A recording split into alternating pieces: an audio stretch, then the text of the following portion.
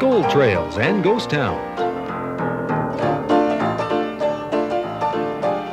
Share the adventures of our early pioneers as we explore the development of the Pacific Northwest and beyond.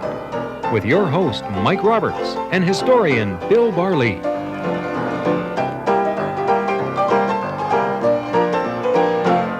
Welcome to Gold Trails and Ghost Towns. I'm Mike Roberts, and with me is Bill Barley, our storyteller for the history of Pacific Northwest, British Columbia, Yukon.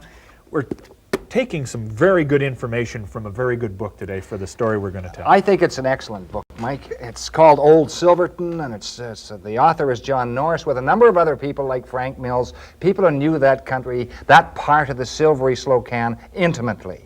And this is what we're covering today. We're covering a little town called Silverton, never attained much more of a population, probably not beyond 500. They thought it was going to be a city.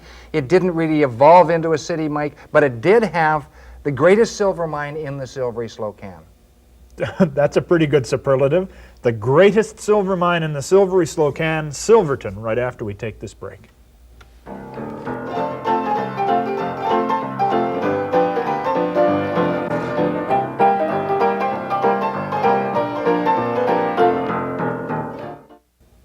Welcome back to Gold Trails and Ghost Towns. Mike Roberts and Bill Barley going to the Silvery Slocan, specifically Silverton, around 1890, sometime in there? Yeah, 1891, Mike, actually, the early fall of 1891. Now, we've heard about a guy called Eli Carpenter, who an ex-circus hand, very interesting guy. He had teamed up, mentioned this several years ago, in fact, teamed up with a guy called Jack Seaton. He double-crosses Seaton, and he leaves Ainsworth to get back into the Silvery Slocan. And he leaves Ainsworth with a guy called Bielenberg, and they head for Nelson. And at Nelson, they go into quite a brand new hotel called the International House, or the International Hotel, known by both names. And in the International Hotel, they imbibe a little bit. And sitting at their table is a very interesting man, a guy called William or Bill Hunter, generally known as Bill Hunter at that time. And he's a man of many parts, and he has a partner, and his name is J. Fred Hume. Now, J. Fred Hume became famous throughout British Columbia, eventually became Minister of Mines, an extremely wealthy man, a man also of many talents. And they sit down and they talk with Eli Carpenter. Bielenberg doesn't say much. And Carpenter lets it slip that he's going back into the Slocan, tracking down a massive discovery of silver. And so that night, J. Fred Hume and Hunter sit down at Hume's house, and they discuss going into this area, following this Carpenter, who has left. They don't know this at the time. And they follow him. They say, we'll follow him. We'll establish a town site. We want to be there first. They figure there's more money in town sites than there is in silver lead. Well, these guys are not claim jumpers or anything. They just want to get to this location, preempt the land, make a town site, and get rich renting out the property. They want to be in on the ground floor. They want to get that. They want to establish a town site. They want to be first there. They want to have the lion's share of the business. So the next day they set out. They find that Eli Carpenter has left and Bielenberg has left. So they take a train from Nelson. Fall of 1891, the snow's coming down over the hills, Mike. Yeah. They know that winter is approaching. They haven't got too much time. And in that country, you can come overnight. So they take a little train about 15 miles, 14 miles out of Nelson, down the Kootenai River, because they can't go down the Kootenai River, one of the most treacherous rivers in the West. So they go down by train. They go down with a boat. Yeah. And they let them off at a little river called the Slocan. The Indians called this river the Slocan. And they start going up the Slocan River, which is generally, in many spots, kind of a decent river to run. In other areas, it isn't. There are deadheads and there are swift currents where the Slocan, the little Slocan join and so on. So some parts of that river they are allowed to row up, and this boat is full of provisions. These guys are having a tough time, so it takes them a while. Some places they have to line up, that is, pull it up by rope, Mike. Yeah. And it takes them about a week to get up this river. And eventually they come to a lake, and it's a mountain lake, and it's a beautiful lake. And down sheer-sided cliffs and mountains coming down on either side, both on the west side and on the east side. Mountain ranges going up to about 8,000 or 9,000 feet. There's only one way they can get up that lake. That's by water. They can't walk up. They know this. So they start hugging. They hug the eastern side of the lake and go past sheer cliffs. And it takes them about a day and a half to get up there. They pass a little creek, which is now known as Enterprise Creek. Then they go up and they see a flat. They think this must be the place that the miners are referring to as El Dorado, which later becomes New Denver. And they beach in this flat, but there's nobody around. So it's late in the day. They decide to stay the night. But while they're staying there, Bill Hunter looks around, and he kind of likes it. And with him is a guy called McKinnon. This is his sidekick. He really isn't a partner, but he's associated with both Hume and Hunter. And he likes the look of this flat, but north he sees another flat, and he thinks he sees some smoke coming. But they bed down for the night on some fir boughs and get up early in the morning. They make that last 3.5 miles up the lake. They beach down from one, and there's a couple of tents in the bush beyond, and a couple of miners come down. He says, "Who are you guys?" And Hunter says, I'm William Hunter. William Hunter, not Bill Hunter. Yeah, yeah. And the other guy says, "Well, I'm Bill McKinnon." "Well, welcome to El Dorado." This is El Dorado. This is El Dorado. And it's just a delta on the east side of the lake, about halfway up. Yeah, and there's a little creek running through the middle, and that creek is called Eli Carpenter's Creek, later just Carpenter Creek, you see. And so they sit there and they establish their store, but they lay claim not to New Denver or El Dorado. They lay claim to this delta, which is about 3 miles down the lake. They think there's going to be a town there, and his intuition was right. So he lays claim to that whole town site, virtually the whole town site, in his name and in Fred Hume's name. And so they settle down, they hunker down for the winter, they sell out all their supplies, and they make new shipments, and the supplies are coming in. And now the prospectors are starting to drift into this country, because they hear about that grapevine, that telegraph that the prospectors have. It works like a charm, Mike, absolutely like a charm. Well, I mean, this is some sort of a thing. This is from '95, but this, I mean, they're writing shares everywhere for the potential, the mineral potential of this area. Yeah, that comes 4 years later, Mike, actually, but it gives an indicator, because they're also drifting in from four corners, Mike. They're drifting in from Nelson, for sure. They're coming in from Ainsworth, they're coming in from Caslow, and they're coming in from Farwell or Revelstoke, which is far to the north. And the guys who are coming in from Revelstoke, most of those individuals had worked on the CPR line in 85, 86, 84, all through there. Now they don't know what to do. What better? Right stuck in the middle of the Kootenai country where strikes are happening all over. And so they start drifting down. And one of these guys who's drifting down is a guy called Mike O'Grady. He doesn't like the O. He drops the O. He doesn't want to be known as an Irishman. He calls himself Mike Grady. And Mike Grady is kind of a back-to-the-nature sort of individual. He has a different sort of a view of life. He likes a place called St. Leon, which is a hot springs there, and he vows he'll eventually buy this place, Mike. And he comes down and he makes friends with an old prospector, and then he meets a bunch of Indians. And the Indians are standing around. They're quite friendly. These are the Indians who drift through this area. Slocan Indians, and they all have trade rifles. And some of them have musket balls. Well, these ones right, or ones very similar to these ones here. Yeah, very similar. Be about the same size, Mike. And he looks at these musket balls and he said, "Hey, these look handmade." And they were, actually. Yeah. And they said, "Well, yeah." He says, "Well, where'd you get the Chickaman stone, which is the lead?" Yeah. "Oh, they see a big mountain down to the south." "Oh," Grady says. "Oh, is that right? Do you want to show it to me?"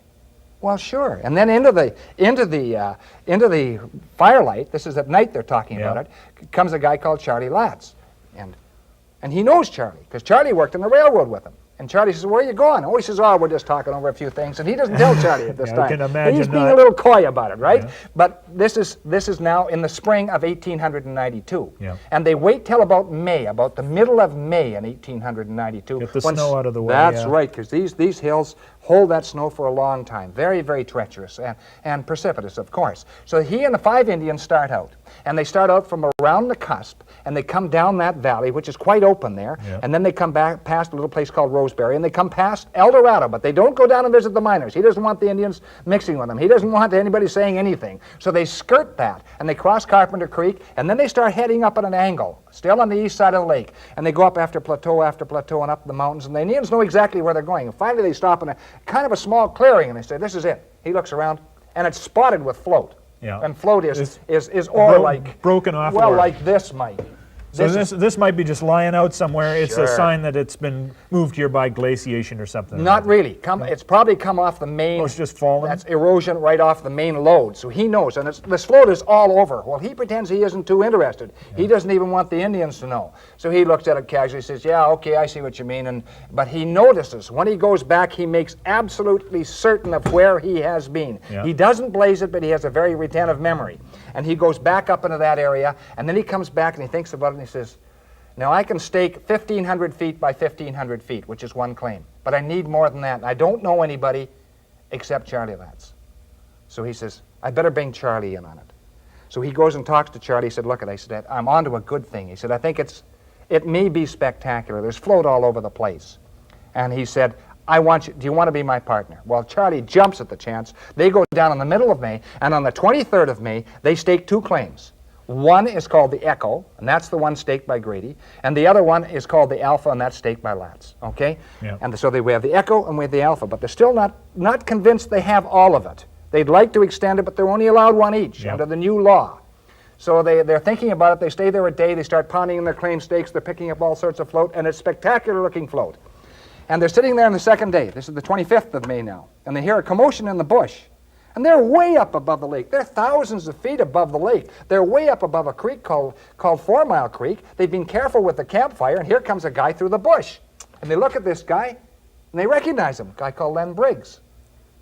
So Briggs comes in, but they're not happy about it. They're not sure. So they, anyway, like all miners do, they invite him to sit down and have supper, which he does. And then Mike Grady pulls his partner aside and he says, Charlie, he says, out of the earshot of Briggs, he says, I think we better bring him in. Bring him in. So now, Mike, it's a 3-man partnership. And he goes down, Briggs, and stakes another claim, which he calls the Standard. Then a relative they bring in stakes the Shunio. Okay, this is another claim which is beyond the Standard. Now they have 4 claims up there. And they begin coming across ore that is 2,000 ounces to the ton, Mike. And as a result of that, although they haven't hit a massive ore body, Silverton begins to grow. And down on the lake shore, on that flat that was staked by Hunter, a city starts to take shape. And then other miners begin to drift into the area. And one of these guys is called Rufus Evans. And Rufus Evans is a lone wolf. He's one of these prospectors who likes to prospect alone, which is not a good idea. He goes up 4 Mile Creek, and he goes up and he knows the Standard. So 4 miles a little bit to the south of where of Carpenter? No, this is the creek that cuts the delta. Okay. This cuts the delta. And he goes up that 4 Mile Creek, and he knows that off to his left or off to the north is the Standard and all those claims up there on the Alpha and so on. And he sees a little tributary coming up there, and he says, I think I'll take this tributary. Luck has it. He hits some float. He hits some massive float, some of it 4 feet by 3 feet. He follows that float up to the top, comes across the lode. He's already figured what he's going to call the mine. He stakes it. He calls it the Vancouver. And this is one of the great mines of this particular area as well. So in that period of time, they stake all sorts of mines. They stake the Vancouver, which eventually becomes the Van Roy. They stake the Hewitt. They stake the Carnation. They stake all sorts of mines in that immediate area. They stake some mines down to the south as well, such as the Enterprise and the Galena Farm. And the Galena Farm we'll talk about later, but it was very interesting because the original discoverer of the Galena Farm found float right on the top. He was out like he was picking tomatoes, and he picked up tons and tons and tons. So rather than a mine, this is a farm. This is a farm. We don't even have to dig for it, and it was really quite spectacular. And then to the north, there's a little ranch up there owned by a man called Harris, J.C. Harris, J. Colbrook Harris, and it's called the Boson Ranch. And they discover another mine up there. So the whole area is coming alive with mines. And it is really quite spectacular. And down from those precipitous mountain roads, they take the ore. That's in the summer. And in the winter, they rawhide it down with mules.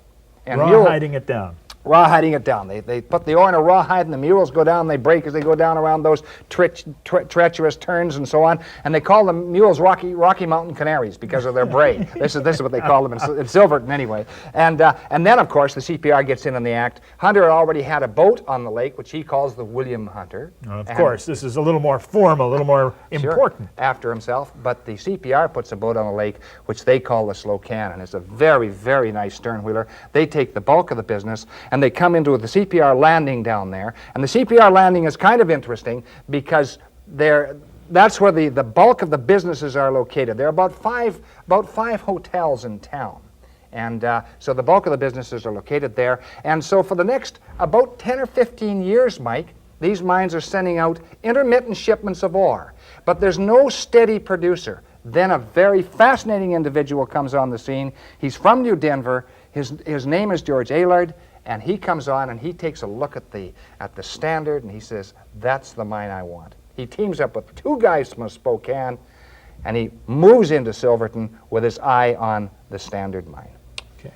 Take a break and come back in just a second to find out how old George Aylard finds a little something extra right after these words. Don't go away.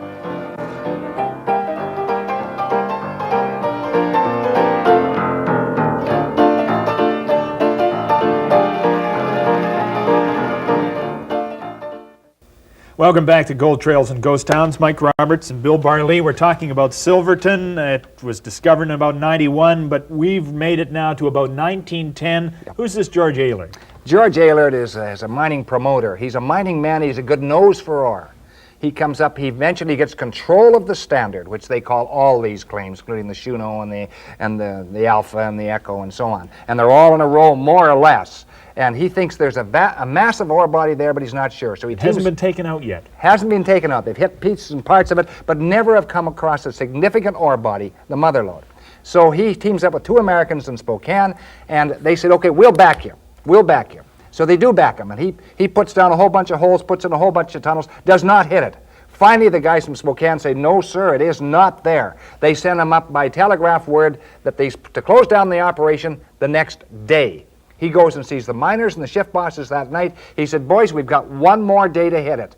So the next day starts, and the miners are working at double speed, and they were capable of working very, very hard. They put down all sorts of drills, and about an hour and a half before their shift ends, the drills hit a soft part of the rock. They pull up the drills, and it's absolutely solid galena and high-grade silver ore. They can't believe it. They tell the shift boss. He goes up, he tells Aylard, and Aylard comes down and he says, boys, we got to block it out, see how deep it is. They go down. It's 8 feet of solid ore. And, Mike, it is absolutely unbelievable ore. What they had hit, they'd hit the big lode.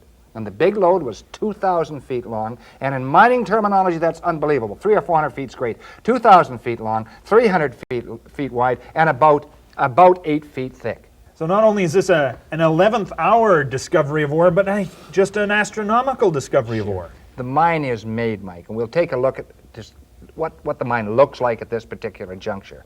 Here are some pictures of the mine taking a vast sweep at about the number 5 level, and this is one of the tramways that goes down, right down to Silverton to transport the ore. And it's one of about 10 tramways out of these mines, out of about a 3 mile by 4 mile radius. And this is an interesting shot. It shows a horse hauling the ore, and there's a bug in front of the horse. And that bug, of course, is inside a tin that has a candle so the horse can see in the tunnel as well. A bug is what they called the light that the horse was wearing. Sure. I thought that this was a practical joke. I mean, what horse would wear a tin can with a candle in it? But it actually was a light. Sure. And some of the miners actually took them right into the mine itself. And this next photograph is kind of interesting because it shows part of the shift, part of the crew for the Standard. And in sitting in front, the only guy sitting down is Big Pete Cafone. He is a huge man. That's right. He sits down, everyone else stands. Look at the size of him. Do we know anything about what he looks like? He's 7 feet tall. Yeah, he's a big man, a very powerful man. That's why he's shift boss. But you know, he was one of many characters in the town, Mike. I mean, there were all sorts of characters. The Matheson brothers come in. They establish the Silverton Silvertonian, which is the newspaper, which is a good newspaper, but it doesn't last too long. And Eli Carpenter, the guy we heard right at the very beginning of this thing. He's still there, hoping to make another strike. He's always broke, but he can fall back in his old tricks. And his old tricks, I mentioned years ago in a story on Sandon that he walked across a slack rope. Well, he does it again. He's a tightrope walker. I remember that. Sure. Yeah, okay. He was Blondin's understudy, the great Blondin. So he's short on money. He decides to go down to Spokane City, followed by a lot of people from Silverton. And the bets are, and he's absolutely swacked. He is drunk practically out of his mind. And so people are betting he will never make it. They string a line between the Arlington and the Lakeview Hotel across the street, and the street's about 60 or 70 feet wide. People up on the balconies and people crowded in the main street, and bets are going back and forth. And Eli is betting on himself. Of course. That he will not only go over forwards, he will come back backwards. So he goes over forwards, takes a balancing bar, and he goes across this slack line. Everyone knows he's drunk, but he manages to make it. And just as he gets towards the edge of the port, his pole hooks in a woman's hat, and she has it pinned onto her head. He practically loses his balance, and he staggers onto the balcony. Whether that was just a bit of play by, I don't know. Then he goes backwards, and he makes it all the way. Picks up the loot and disappears. That's Eli Carpenter. This is so common. There are so many of these people that had this kind of jam to do anything. Sure. Characters were popular in these days. That's right. One of them was Walt Sheeler. Walt Sheeler was head of the Galena farm, which we mentioned before, Mike. And he's determined that he's going to find a body of ore there. And here's a message he sends back to C.B. Henderson, who's a senator in San Francisco, California. This is his boss, I presume? That's right. This is the telegram. Crisis. Laxness, lazy bones, pin makers, sashizzle, enviously. That doesn't make any sense, but here's what it really said. On the east drift, the ore is improving in the drift as we advance, and the body of ore is increasing in width. and the silver values are good. That's his code. That's the code to his boss, so nobody else will read it. And he isn't the only guy. Alonzo Billy Mills makes a discovery called the Mammoth. And he makes this discovery in 1919, Mike, with a guy called Seaman Wetterhouse. And both of them were hunting, and he makes the discovery, and it's called the Mammoth Mine. It produces a lot of ore, but it's funny, you know. There was kind of a downside to that, because what happened, by 1922, Mills loses his life in a cave-in. Snow was the result. And about 1928, Seaman Wetterhouse loses his life at the Mammoth Mine as well. He was swept away in a slide. And both of these individuals were very, very aware of the dangers of this particular country. They were well versed in the hills and then the mountains around the Slocan. So this is really quite a fascinating area. And you know, there's one other story I think we should tell, and that's a treasure story, Mike, which I think is still there. Now there's some debate whether it's still there, but in 1916, the CPR, as was their habit, was loading from the Standard Mine a shipment of silver ore. And remember, some of the silver ore ran 2,000 ounces a ton, probably averaged 150 to 200 ounces at that particular time. So it was heading out to a mill or a smelter somewhere. So they put it on a barge which contains four or five cars of ore, and the cars are actually ready to go, and they go down to Slocan City and then shipped out. And they start loading these cars, and it's about 13 below zero. It's 1916. It's very cold, and the guys are working a little too quickly, and they overloaded on one side.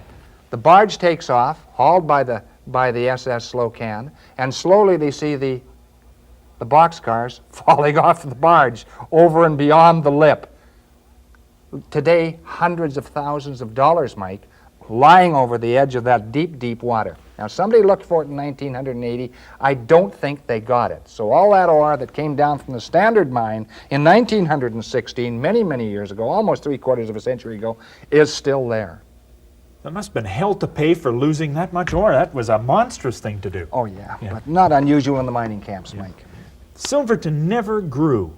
That's the amazing thing with this wealth above it. Yeah, you take a look at the old photographs, Mike, and it stayed about the same probably from the mid-1890s right till the 1920s. And some of those buildings are still standing. It's still a fascinating town sitting on the west shore at least on the east shore of Slocan Lake, and those hills are still dotted with those old abandoned mines and those signs of days when Silverton was really a coming town. Well, you're of the opinion that it could come back again. I mean, the wealth could conceivably still be there. Sure, I think that Slocan country, especially around Silverton, holds a considerable amount of promise for prospectors who's willing to cover the ground extremely closely. Yeah. Well, and as we've already heard, some guys went to within an hour and a half of the last shift knowing that there was something there and it coming through. That's right. That's a remarkable story. Oh, yeah, quite a town. Thanks, Bill. Gold Trails and Ghost Town's been to Silverton today and the silvery Slocan. Join us next time for another remarkable story. We'll see you then.